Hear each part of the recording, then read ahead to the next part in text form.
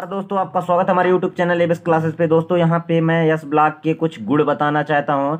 सामान्य गुण जो बहुत ही सरल है, बहुत ही सिंपल, लेकिन ये क्वेश्चन ऑब्जेक्टिव में ये कहीं इसमें एक ऑब्जेक्टिव आना ही आना है, श्योर है। और कभी कभी इसके जो 4 नंबर के क्वेश्चन, 3 नंबर के क्वेश्चन आ जाते हैं सामान्य गुण लिखिए। तो ये बहुत ही सरल है, लेकिन ना बने तो बहुत ही कठिन। तो चलिए देखता हूँ, दिखाता हूँ आपको। चैनल में नया हो तो प्लीज़ चैनल को सब्सक्राइब करके बेल आइकन प्रेस कर लीजिए। देखिए यहाँ पे दिखा रहा हूँ, तत्वों के सामान्य गुण बताना है। तो तत्वों के सामान्य गुण क्या है? इनमें अंतिम इलेक्ट्रॉन बाह्यकोश के यस उपकोशों में प्रवेश करता है। अच्छा, एक चीज़ आप यहाँ पे जान लीजिए कि देखिए यहाँ पे मैं बता देता हूँ, 4 उपकोश होते हैं, यस, पी, डी और एफ। यदि यस ब्लॉक के तत्व होगा तो यस उपकोश, पी का तो पी, डी और एफ। इस प्रकार से सभी अपने अपने उपकोश पर प्रवेश करते हैं। तो यहाँ पे बता रहा हूँ आपको, यस ब्लॉक का जो तत्व है, तो आपको पता है कि यस ब्लॉक का तत्व यस ब्लॉक के उपकोश में ही प्रवेश करेगा, जो अंतिम इलेक्ट्रॉन होगा बाह्य कोश में।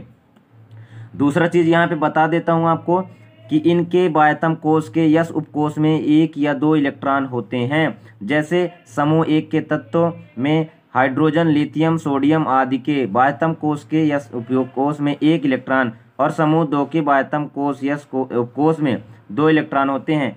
अतः समूह 1 का NS1 और समूह N2 का NS2 होता है। कहने का अर्थ बिल्कुल आपको समझ नहीं आएगा, एक बार मैं समझा देता हूँ, बहुत ही श्योर है।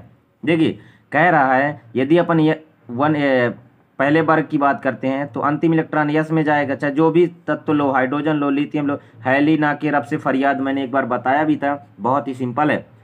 चलिए यहाँ पे दिखा देता हूँ आपको, समूह 2 की बात जो कर रहा है कि यस उपकोश के में 2 इलेक्ट्रॉन। अच्छा, जब पहले वर्ग में 1 इलेक्ट्रॉन होंगे तो दूसरे वर्ग में 2 इलेक्ट्रॉन होंगे बाह्यतम कक्ष में। अच्छा, बाह्यतम कक्ष में जब 2 इलेक्ट्रॉन होंगे तो यहाँ पे मैं आपको बता देता हूँ कि देखिए, यदि उसका इलेक्ट्रॉनिक विन्यास करेंगे तो NS1 होगा, नंबर यहाँ हो जाता है और यहाँ पे ब्लॉक हो जाता है। कौन से ब्लॉक? यस ब्लॉक, और एक तत्व है, 1 इलेक्ट्रॉन बच जाता है।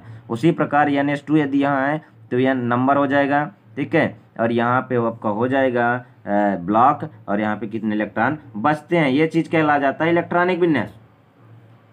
चलिए आगे दिखाता हूँ आपको। देखिए पॉइंट बाय पॉइंट आपको फटाफट नोट करते जाना, कोई दिक्कत नहीं, स्क्रीनशॉट कर लीजिएगा। देखिए यहाँ पे अपन को बता रहे हैं कि हाइड्रोजन के, देखिए कह रहा है हाइड्रोजन को छोड़कर इस ब्लॉक के सभी तत्व धातु हैं। प्रथम वर्ग के तत्व क्षारीय धातु और द्वितीय वर्ग के तत्व क्षारीय मृदा धातु कहलाते हैं। हाइड्रोजन की बात यदि यहाँ पे किया जाए तो हाइड्रोजन को छोड़ करके बाकी सभी तत्व धातु हैं। कहने का अर्थ ये है कि देखिए हाइड्रोजन एक गैस है, इसका कोई स्थायी नहीं है। मैंने इसको बता भी दिया, मेंडलीफ के आवर्त सारणी में भी बताया था, मोसले के आवर्त सारणी में भी। तो वहाँ पे यदि आपको कोई दिक्कत है कि हाइड्रोजन क्यों धातु नहीं है, तो वो सब चीज़ें देख लीजिएगा। देखिए हाइड्रोजन का कोई निश्चित स्थान नहीं था, इस वजह से उसको 1 नंबर पर रखा गया है।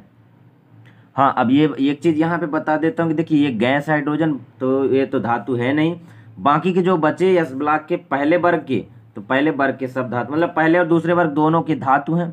अब एक चीज़ यहाँ पे भी है कि यदि वो पहले वर्ग का है तो वो क्षारीय धातु हो गया, और यदि द्वितीय वर्ग का है तो क्षारीय मृदा धातु हो गया। ऑब्जेक्टिव का सबसे महत्वपूर्ण क्वेश्चन यहाँ से पूछा जाता है कि प्रथम वर्ग के तत्व को कौन सा तत्व कहते हैं? अच्छा, कौन सी धातु कहते हैं? तो क्षारीय धातु कहते हैं। यहाँ पे आपका एक क्वेश्चन हो जाएगा, ठीक है, बढ़िया। स्क्रीनशॉट भी कर लीजिए, नोट डाउन कर लीजिएगा, नोट बना लीजिएगा।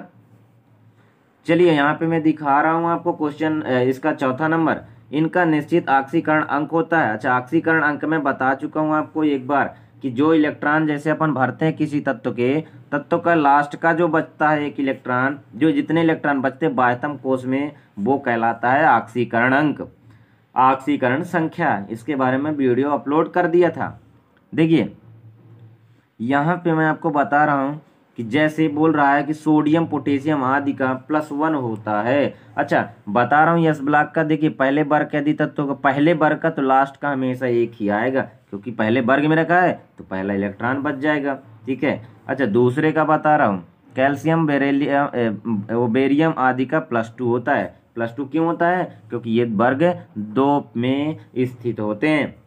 चलिए दिखाता हूँ। वी नंबर मतलब आपका 5वां नंबर, ये अत्यंत क्रियाशील होते हैं। हाँ, अब ये बताइए अत्यंत क्रियाशील इसलिए होते हैं, यहाँ पे जानने वाली बात ये है, देखिए रट्टा अपन को बिल्कुल नहीं करना है, जो चीज़ है वो सब श्योर बताना है, श्योर लिखना है। देखिए अत्यंत क्रियाशील क्यों होते हैं, क्योंकि इनके पास एक इलेक्ट्रॉन बचा रहता है या 2 इलेक्ट्रॉन बचे रहते हैं, मतलब इनके पास इलेक्ट्रॉन होते हैं और इन इलेक्ट्रॉनों को वे जल्दी से दे देते हैं, इसलिए अत्यंत क्रियाशील रहते हैं और बहुत जल्द, ठीक है, जो भी ऑक्साइड बना लेते हैं। देखिए इनके ऑक्साइड क्षारी होते हैं, क्योंकि क्षारी धातु हैं तो क्षारी ही होंगे, क्षारी धातु, क्षारी मृदा धातु हैं। तो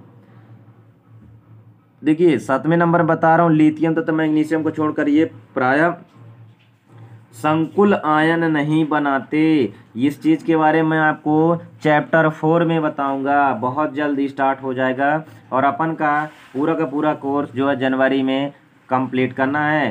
पेपर का जो शेड्यूल चेंज हो गया है बेटा, पेपर अब जाके मई में होगा, कोई दिक्कत नहीं, आराम से पढ़ो, ठीक है। इनका आयनन विभव अत्यंत कम होता है। अच्छा, आयनन विभव क्या है इसके बारे में मैं थोड़ा सा बता देता हूँ।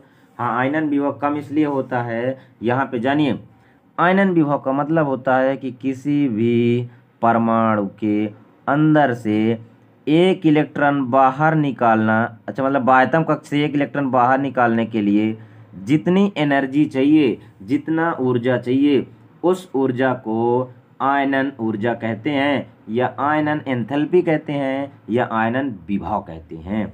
तो यहाँ पे यदि आपके पास एक इलेक्ट्रॉन बच रहा है और वर्ग 2 में 2 इलेक्ट्रॉन बच रहा है, तो ये जल्दी, थोड़ी सी भी यदि इनको ऊर्जा मिले, ये जल्दी से निकल जाते हैं और इसलिए इनका आयनन विभव बहुत कम होता है, ठीक है। जितना ही ज़्यादा टाइम लगेगा, जितना ज़्यादा एनर्जी लगेगा, आयनन विभव का मान उतना ही ज़्यादा होता है। इस प्रकार से आपका हो जाता है यस ब्लॉक के तत्व के 8 गुण, जो बहुत ही सरल हैं लेकिन उतने ही कठिन है। आवर्त सारणी में सबसे महत्वपूर्ण क्वेश्चन ये है, ठीक है।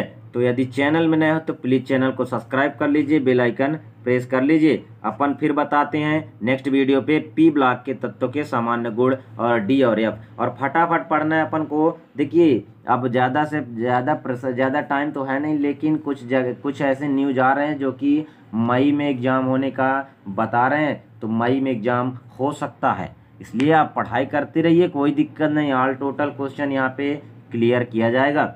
मिलते हैं नेक्स्ट वीडियो पर, तब तक के लिए जय हिंद, वंदे मातरम।